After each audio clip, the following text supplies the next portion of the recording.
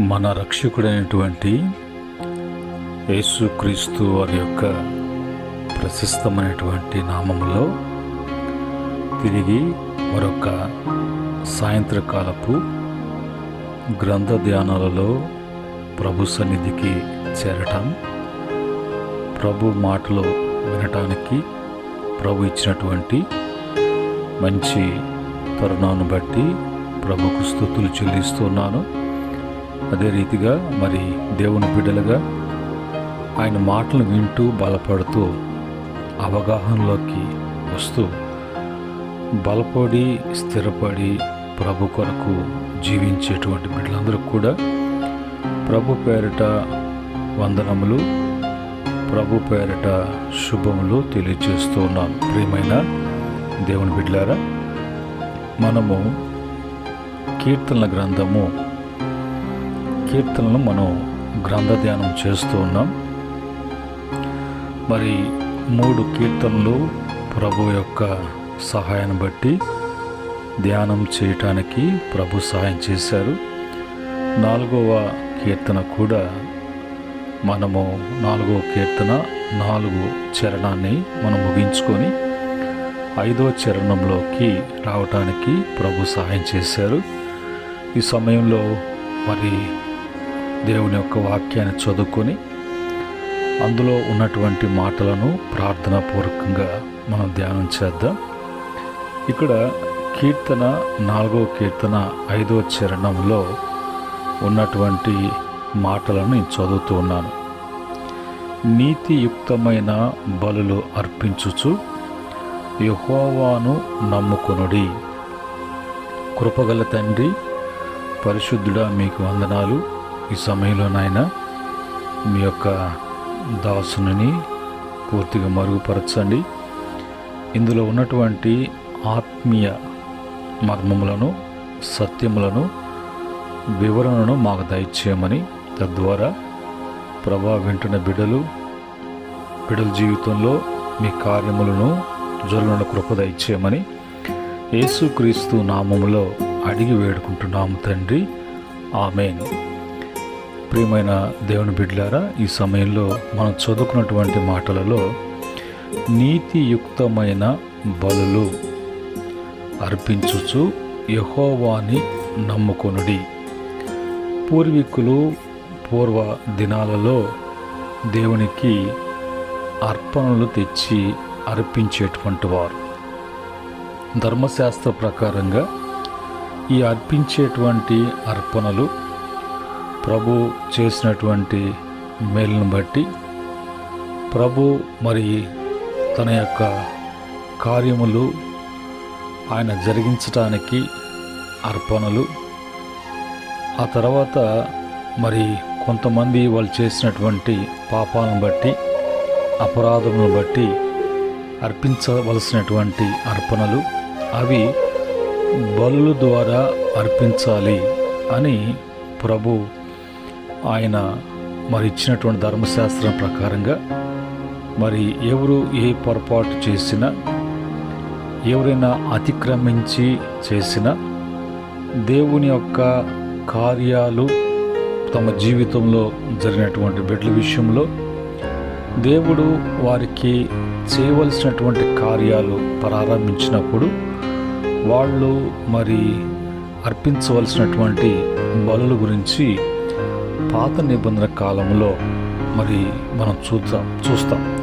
ఎక్కువగా లేవి కాండంలో మరి అవి ఉన్నట్లుగా అసలు బలి అనేది మరి ఏదైనా తోటలో ఆదాము అవ్వ వారు ఆజ్ఞ అతిక్రమించినప్పుడు మొదటి బలి అక్కడ ప్రారంభించబడింది. చివరి మరి అందరి కొరకు ధర్మశాస్త్రం నెరవేర్చి అందరి కొరకు యేసుక్రీస్తు వారు మనందరి నిమిత్తమై ఆయన బలి పశువుగా, బలిగా, అర్పణగా దేవునికి అప్పగించుకుని ఉన్నారు. ఈ క్రమంలో మనము దేవుని వాక్యంలోకి వెళ్ళినప్పుడు ప్రభుకి మనము అర్పించటం అనేది ఎలాగ అర్పించాలి, ఎందుకు అర్పించాలి, అర్పించవలసినటువంటి క్రమం ఏంటి, ఆ విధంగా ఏమి ప్రభు కోరుకుంటున్నాడు, ఆయన మనలో ఏ అర్పణ కోరుకుంటున్నాడు, పాత నిబంధన కాలంలో ఉన్నటువంటి అర్పణలేంటి, క్రొత్త నిబంధన కాలంలో మరి ఉన్నటువంటి అర్పణలేంటి అనేది మనము వాక్యానుసారంగా ఆత్మ సంబంధంగా మనం తెలుసుకోవాల్సిన విషయాలను వాక్యం నుంచి మనం తెలుసుకోవటానికి ఈ సమయంలో మనం ప్రయత్నం చేద్దాం. అర్పించుట, అర్పణ అనేది మరి తెలుగులో మరి అర్థం చెప్పాలంటే తెలుగు సమర్పించుట, అంకితము చేయుట, దానము చేయుట, అర్పణగా ఇవ్వుట. ఇన్ని అర్థాలు అర్పించుటలో ఉన్నటువంటి అర్థాలు. అలాగా మరి అర్పించటం గురించి వాక్యములో ఏమని వ్రాయబడి ఉన్నది, వాక్యము మనకు ఏమై తెలియచేస్తున్నది, ఈ విషయాలు చూసినప్పుడు కీర్తన 76వ కీర్తన 11వ చరణంలో, మీ దేవుడైన యెహోవాకు మొక్కుకొని మీ మొక్కుబడులను చెల్లించుడి, ఆయన చుట్టూనున్న వారందరూ భయంకరుడగు ఆయనకు కానుకలు తెచ్చి అర్పింపవలేను అని రాయబడను. ఆ దినాలలో వాళ్ళ యొక్క మొక్కులు, వాళ్ళ యొక్క అర్పణలు, వాళ్ళు దేవునికి మరి ఈ కార్యము మా జీవితాల్లో జరిగితే, ఈ విధంగా మా యొక్క పనులు పూర్తి చేసినప్పుడు, మేము వెళుతున్నటువంటి పనిలో మాకు మీరు తోడుగా ఉన్నప్పుడు, యుద్ధములకు వెళ్ళినప్పుడు మాకు విజయం అనుగ్రహిస్తే అన్నట్లుగా మరి ఆ దినాలలో మొక్కుకునేటువంటి వారు. అలాగా మరి ఆ మొక్కుకున్నటువంటి వాళ్ళు అవి ఆ మొక్కుని చెల్లించకుండా, ఆ మొక్కుని అర్పించకుండా ఒకవేళ ఉంటే వారు పాపము చేసినట్లుగా. అలాగా ఉంటే ఆ మొక్కుని తిరిగి ప్రభు మరి ఆయన చెల్లించుకునే విధముగా ఆయన వారిని ఆ విధముగా నడిపిస్తాడు అనేది కూడా మరి బైబిల్లో ద్వితీయోపదేశ కాండములో ఆ మాటలు ఉన్నాయి. ఆ తర్వాత మరి ప్రసంగి గ్రంథకర్త రాసినటువంటి మాటలలో ప్రసంగి 5వ అధ్యాయము 1వ వచనములో 1 నుంచి 6 వరకు చదివినప్పుడు ఇంకా వివరణగా మనకు తెలియచేయబడుతుంది. నీవు దేవుని మందిరమునకు పోవునప్పుడు నీ ప్రవర్తన జాగ్రత్తగా చూచుకొనుము. బుద్ధిహీనులు అర్పించున్నట్లుగా బలి అర్పించుట కంటే సమీపించి ఆలకించుట శ్రేష్టము. వారు తెలియకయే దుర్మార్గపు పనులు చేయుదురు అనే మాట రాయబడు. అర్పించే విధానంలో భక్తితో అర్పించేటువంటి వాళ్ళు, భక్తి భావం కలిగినటువంటి వారు మందిరములోకి వాళ్ళు ప్రవేశించినప్పుడు, మందిరములోకి వాళ్ళు మరి ప్రవేశించటానికి వస్తున్నప్పుడు వాళ్ళ యొక్క సాక్ష్యము, వాళ్ళ యొక్క ప్రవర్తన విధానము వాళ్ళు చాలా జాగ్రత్త కలిగినటువంటి వారుగా భయముతో వణుకుతో మరి వాళ్ళ యొక్క అర్పణలు తీసుకొని వచ్చి వాళ్ళు అర్పించేవాడు. 100వ కీర్తనలో కూడా సంతోషగానముతో అని రాయబడు. అంటే ప్రభు వారమంతా వారిని కాచి కాపాడారు, వారమంతా కూడా వారిని పోషించబడ్డారు. కాబట్టి ప్రభుకి కృతజ్ఞత కలిగి అర్పణలు అర్పించటానికి వారు దేవుని సన్నిధికి వచ్చినప్పుడు వారి యొక్క గొప్పతనాన్ని బట్టి ఒకవేళ వాళ్ళు అందరి మీద మరి ఎదుటివాడి మీద తను హెచ్చించుకొని ఒకవేళ వాళ్ళు ప్రవర్తన విధానంలో మరి దేవునికి అర్పించవలసినటువంటి దేవుడిస్తే కదా నీకు ఆ స్థితి, దేవునిస్తే కదా నీకు ఆ గొప్పతనము అనేది మర్చిపోయి వాళ్ళ యొక్క ప్రవర్తన విధానంలో కొంత తేడాగా వాళ్ళు కొంచెం విచిత్రంగా ప్రవర్తించినప్పుడు మరి అలాంటి ప్రవర్తనతో కూడినటువంటి నీ అర్పణ అది మరి బుద్ధిహీనులు అర్పించేటువంటి అర్పణలు. అలాంటి అర్పణలు దేవుడు అంగీకరించడు. ప్రభు నీ జీవితంలో చేసిన మేలును బట్టి నువ్వు తెచ్చి ప్రభుకి అర్పిస్తున్నావు, కానీ నీకై నువ్వు పుట్టి, నీకై నువ్వు సంపాదించుకో, నీకై నువ్వు సమకూర్చుకొని అంతా నీదన్నట్టుగా ఎప్పుడు కూడా ఆ భావంతో వస్తే అది బుద్ధిహీనుడు, భక్తిహీనుడు, దుర్మార్గులు మరి చేసేటువంటి పనులు. అలాంటి ప్రవర్తించట కంటే సమీపించి దేవుని సన్నిధిలో జాగ్రత్త కలిగి మరి ఆలకించటము అనేది నీకు మంచిది. కనుక అలాంటి పనులు మరి చేయకూడదు అనేటి మాట కూడా దేవుని వాక్యము సెలవిస్తుంది. అందుకని సామెతల గ్రంథము 21వ అధ్యాయము 27వ వచనంలో భక్తిహీనులు అర్పించు మరి బలులు హేయములు, వాళ్ళు అర్పించేటువంటి బలు ఎట్లుంటాయి అని కూడా చెప్తున్నాడు. దురాలోచనతో అర్పించిన ఎడల అవి మరీ హేయము. భక్తితో అర్పించేది కాదు, పైగా వాళ్ళు అర్పించేటప్పుడు దురాలోచనతో అర్పిస్తారు. హేయము మరీ హేయము. ఎందుకంటే వాళ్ళకి ఒకటిస్తే రెండు వస్తాయి కదా అన్నట్టుగా, ఇది ఈ విధంగా చేస్తే నాకు ఇలాగా వస్తుంది కదా అనేటువంటి దురాశతో భక్తిహీనులు దురాశతో వచ్చి అలా చేస్తున్నారు. కాబట్టి అది వారికి మరి మంచిది కాదు. అలాంటివి అంగీకరించబడవు. అవి హేయము అంటే అసహ్యమైనటువంటి పనులు వాళ్ళు చేస్తూ ఉన్నారు. అందుకు భక్తుడు తన యొక్క భక్తి జీవితంలో అతను అనేటువంటి మాట ఏంటంటే, కీర్తన 27వ కీర్తన 6వ చరణంలో, ఇప్పుడు నన్ను చుట్టుకొని ఉన్న నా శత్రుల కంటే ఎత్తుగా నా తల ఎత్తబడును. ఆయన గుడారములో నేను ఉత్సాహధ్వని చేయుచు బలులు అర్పించేదను. నేను పాడేదను, యెహోవాను గూర్చి స్తుతిగానము చేసేదను అని అంటాడు. ఇప్పుడు దేవుణ్ణి స్తుతిగానం చేస్తున్నాడు, దేవునికి మరి కీర్తిస్తున్నాడు, అతను పాటలు పాడుతున్నాడు. ఎందుకు అని అంటే తన చుట్టూ శత్రువులు ఉన్నారు. ఆ శత్రువులు ఎప్పుడు కూడా వీరిని అనగతొక్కాలని, వీళ్ళను మరి ఇతనును భక్తుడిని మరి అణిచివేయాలా అన్నట్టుగా, వాళ్ళ పైకి రావాలా అన్నట్టుగా, ఇతను లేకుండా పోవాలా అనేటువంటి మనస్తత్వం కూడా అప్పుడప్పుడు ఆ యొక్క శత్రువుల్లో ఉన్నటువంటి ఆ కోపము, క్రోధము, ఆగ్రహము ఉన్నటువంటి ఆ మూర్ఖత్వాన్ని బట్టి వాళ్ళకు తలంపులు పుడుతూ ఉంటాయి. అయితే మరి ఆ తలంపులతో నా మీదకు వస్తున్నారు, అలాగ నన్ను చుట్టూ ఆవరించారు అనేది మరి దేవునికి తెలుసు.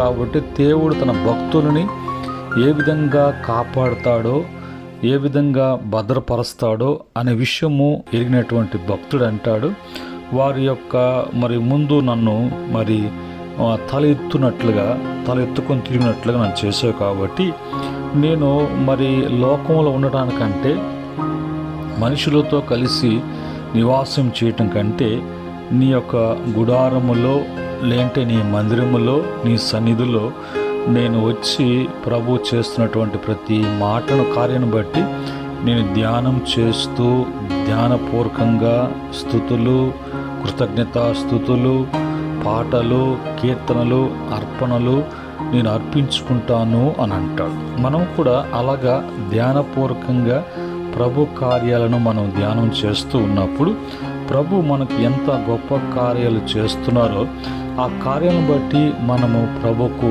అని మనము అర్పించుకునేటువంటి వారముగా మనం ఒక అర్పణగా ప్రభు యొక్క చేతిలో పెట్టుకున్నప్పుడు ఆ అర్పణ అంగీకరించి ఆ అర్పణను ప్రభు ఏ విధంగా మరి ఆయన బలపరుస్తాడో, హెచ్చిస్తాడో, తన మహిమ కొరకు ఏ విధంగా ఉంచుతాడనేది ఆయన యొక్క ఆలోచన, ఉద్దేశము లేక సంకల్పములో ఉన్నట్లుగా జరుగుతుంది.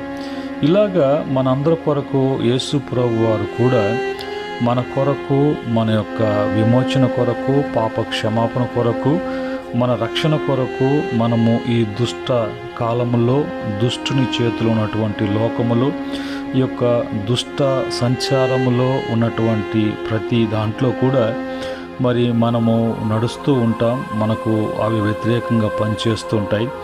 అయినను ప్రభు మన పక్షముగా ఆయన ఉండి, ఆయన మన కొరకు, మనకు ఏ శిక్షా విధి లేకుండా ప్రభు మరి ఆయన కృపను బట్టి మన యొక్క మేలు కోరినటువంటి దేవుని గురించి బైబిల్లో ఏమని రాయబడి ఉందంటే, తీతు పత్రిక 2వ అధ్యాయం 14వ వచనంలో ఆయన సమస్తమైన దుర్నీతి నుండి మనల్ని విమోచించి సత్క్రియలు యందు ఆసక్తి గల ప్రజలను తన కోసం పవిత్రపరుచుకొని తన సొత్తుగా చేసుకున్నటకు తన్ను తానే మన కొరకు అర్పించుకునేను అని రాయబడింది. మనల్ని ఎట్లాగా మోడిఫై ప్రభు చేస్తున్నాడో, ఏ విధమైనటువంటి పాత్రలుగా మనం మలచబడి ప్రభు అంగీకరించేటువంటి మరి బిడలముగా మనం ఉండటానికి యేసు ప్రభు వారే ఆ శిక్ష, ఆ దోషము, ఆ శాపము, ఆ దరిద్రము, ఆ రోగమంతా కూడా ఆయన మీద వేసుకొని మన మీదకి రాకుండా ఆయన ఇప్పుడు ప్రాయశ్చిత్తముగా ఆయన అర్పించుకున్నట్లుగా మనం చూస్తూ ఉన్నాం. ఈ క్రమంలో మరి మనము చేయవలసినటువంటిది కూడా ఉన్నది. ఏం చేయాలి అంటే రోమపత్రిక 12వ అధ్యాయం 1వ వచనములో, కాబట్టి సహోదరులారా, పరిశుద్ధమును దేవునికి అనుకూలమునైన సజీవ యాగముగా మీ శరీరములను ఆయనకు సమర్పించుకొనుడి. దేవుని వాత్సల్యమును బట్టి మిమ్మల్ని బతిమాలు కొంచున్నాను, ఇట్టి సేవ మీకు యుక్తమై ఉన్నది అని అంటాడు. కనుక మనము మరి ఇంకొకరి చేతిలో ఉండడం కానీ, ఇంకొకరి కొరకు వాడబడటానికి కానీ మనం కలుగు చేయబడలేదు. కానీ మన దేవుని చేత కలుగు చేయబడి దేవుని కొరకు వాడబడేటువంటి పాత్రలు మనము, ఆయన యొక్క సొత్తుము, ఆయన ప్రజలము. అలాంటప్పుడు మనము మనుషుల కొరకు, సాతాను కొరకు, ఇంకో దాని కొరకు వాడబడేటువంటి వారం కాదు. అలా వాడబడకుండా వారి యొక్క హస్తగతము కాకుండా దేవునికే, దేవుని హస్తములో వాడబడేటువంటి, దేవుని కొరకు వాడబడేటువంటి దేవుని యొక్క సేవకులముగా, పనివారముగా, ఆయన బిడలంగా ఆయన పని చేయటానికి మనము మరి చేయవలసినటువంటిది ఏంటంటే సజీవ యాగముగా మనము దేవునికి మనం సమర్పించుకోవటము లేక అప్పగించుకోవటం అని చేసినప్పుడు, ఇప్పుడు ఈ విషయంలో బాధ్యత దేవునిదే. ఇలాగా మన జీవితాల్ని సమర్పించుకున్నప్పుడు మనము, మన కుటుంబాలు ఇప్పుడు ప్రభు ప్రతి విషయంలో కూడా ఆయన బాధ్యతగా నీకు ఏది జరగాలన్నా, ఏది కావాలన్నా, ఏ విధంగా మరి ఉండాలన్నా అవన్నీ కూడా దేవుని యొక్క మహాకృపను బట్టి అవి మనకు జరగటానికి, మనము జీవితంలో మేలు చేయటానికి ప్రభు ఇష్టపడుతున్నప్పుడు మనగా జీవించకుండా, మనము మనుషుల కొరకు జీవించకుండా, మనము సాతాను చేతిలో వాడబడేటువంటి వారేమో కాకుండా మనమంతా కూడా దేవుని యొక్క చేతిలో ఉన్నటువంటి పాత్రలుగా ఉండటానికి ఇష్టపడినప్పుడు, ఇంకా మన విషయంలో మరి ప్రతి విషయంలో కూడా మనకు అంత మేలుకరంగాను, అది దీవెనకరంగాను ప్రభు మారుస్తారు. అలాగనే ప్రభు గురించి రాయబడినటువంటి మాట ఇలాగ ఉండటానికి, జరగటానికి యేసుక్రీస్తు యొక్క చేసినటువంటి కార్యం. హెబ్రీ పత్రిక 5వ అధ్యాయము 7, 8 వచనాల్లో మరి 5, 6 వచనం కూడా చదివినప్పుడు మనకు కొన్ని విషయాలు అర్థం అవుతాయి. శరీరధారై ఉన్న దినములలో మహారోదనతోనూ కన్నీళ్లతోనూ తన మరణం నుండి రక్షింపగలవానికి ప్రార్థనలను, యాచనలను సమర్పించి భయభక్తులు కలిగి ఉన్నందున ఆయన అంగీకరింపబడెను. మన కొరకు ఏమీ చేయవలసినటువంటిది ఉన్నదో అవన్నీ చేయటానికి, ఆ విధంగా మరి చేయటానికి ఆయన ఏ విధంగా అర్పించుకుంటున్నాడో, ఏ విధంగా యాచన చేస్తూ ఉన్నాడో, ఏ విధంగా ఆయన మరి బలియాగం కాబోతున్నాడో, ఏ విధంగా శిలువ మరణం పొందబోతున్నాడో, ఏ విధంగా హింసించబడబోతున్నాడో, వీటన్నిటి విషయంలో మనము క్రీస్తు యేసునందు నూతన సృష్టిగా మార్చబడటానికి, దుష్టకాలంలో నుంచి తప్పించబడి మనము మరి నీతిమంతులుగాను, పరిశుద్ధులంగాను, నిర్దోషులముగాను, నిష్కలంకులంగాను దేవుని ఎదుట మచ్చడాగు లేనటువంటి, కలంకం లేనటువంటి దేవుని యొక్క పరిశుద్ధమైనటువంటి సంగముగా మనము ఒక పెళ్లి కుమార్తెగా అలంకరించబడి తండ్రి ఎదుట మనం నిలబడి తండ్రి రాజ్యాన్ని స్వతంత్రించుకున్నటువంటి భాగ్యము రక్షకుడైనటువంటి యేసుక్రీస్తు ద్వారా జరగటానికి ఇవన్నీ కూడా ప్రభు ఆ విధంగా ఏర్పాటు చేశారు. అలాంటి ఏర్పాట్లు మనం ఉన్నామని, మనము మన సొత్తు కాదని, విలువ పెట్టి కొనబడినటువంటి వారమని, మనము దేవుని యొక్క సొత్తు స్వాస్యము అయి ఉన్నామని, మన మీద మనకు ఎలాంటి అధికారము లేదని మనము గ్రహించి, ఇంక నుంచి మనం అర్పించేటువంటి సమర్పించేది ప్రతిదీ కూడా దేవునికి, మనం కూడా దేవునికి అప్పగించుకొని దేవుని వలన దేవుని కొరకే అన్నట్లుగా ఉన్నప్పుడు మన జీవితాలలో ప్రభు వాగ్దానం చేసిన రీతిగా ప్రతిదీ కూడా జరగటానికి, ప్రతిదీ కూడా నెరవేర్చబడటానికి, తన బిడ్డలుగా మనకు ఓటమి లేకుండా వీరుడిగా విజయశాలిగా మనకు విజయాన్ని ఇస్తూ జయోత్సాహములతో ఊరేగించేటువంటి కృప దేవుని వల్ల మనకు లభిస్తుంది. కనుక ప్రియమైన దేవుని బిడ్డలారా, ఈ యొక్క కీర్తన 4వ కీర్తన 5వ చరణంలో మన యొక్క నమ్మకం బట్టి ఆయనకి మనం సమర్పించుకోగలం.